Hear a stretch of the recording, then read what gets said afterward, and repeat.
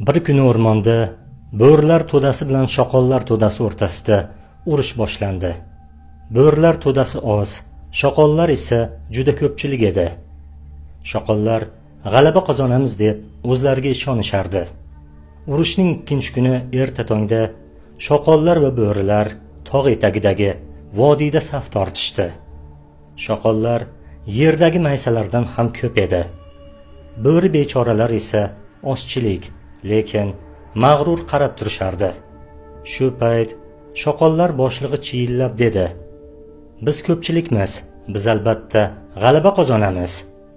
Buni eshitgan bo'rilar alam bilan tishlarini g'ijirlatib, indamay turaverishdi.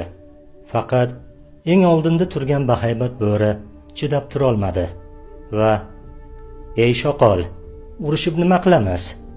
Agar urushadigan bo'lsak, ikkala tomon ham jabr ko'radi. Kel, yaxshisi ikkimiz jang qilamiz.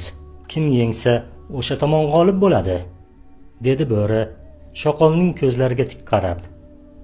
"Yo'q, men yakkama-yakka urushmayman.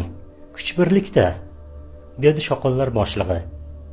"Yaxshi, 50 ta eng zo'r jangchilaring chiqsin. Ular bilan men o'zim yakkama-yakka jang qilaman", dedi bo'ri irillab. Ahmoq shoqollar boshlig'i bu taklifga rozi bo'ldi. 50 ta eng zo'r shoqollarni maydonga chiqardi. Shoqollar yakka bo'riga tashlanishdi. Yakka bo'ri kuchini boricha o'zini himoya qildi. Vodiy shoqollarning qiyqirig'iga to'lib ketdi. Axir shoqollar bo'rni yerga yotqizib yengishdi.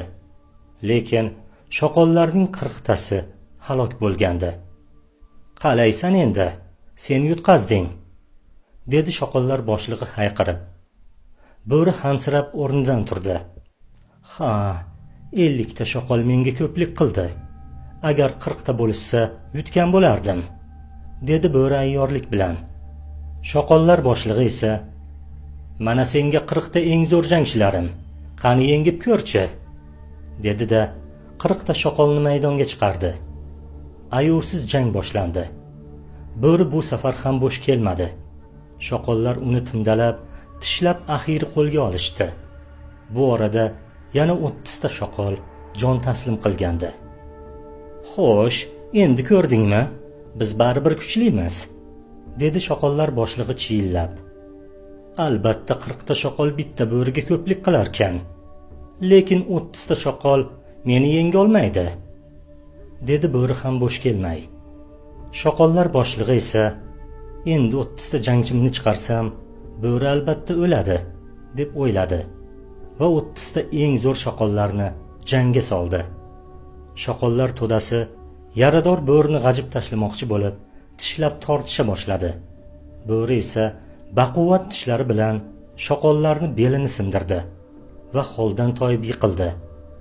"Ko'rdingmi?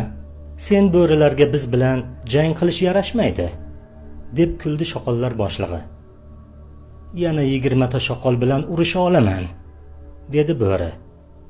"Oyog'ingda zo'rg'a turibsan-u, endi 5 ta shoqolga ham kuching yetmaydi. Qo'rqyapsanmi?" dedi bo'ri qonga botgan panjalari bilan yerni tirnab. "Qo'rqish nimaligini ko'rsatib qo'yaman senga."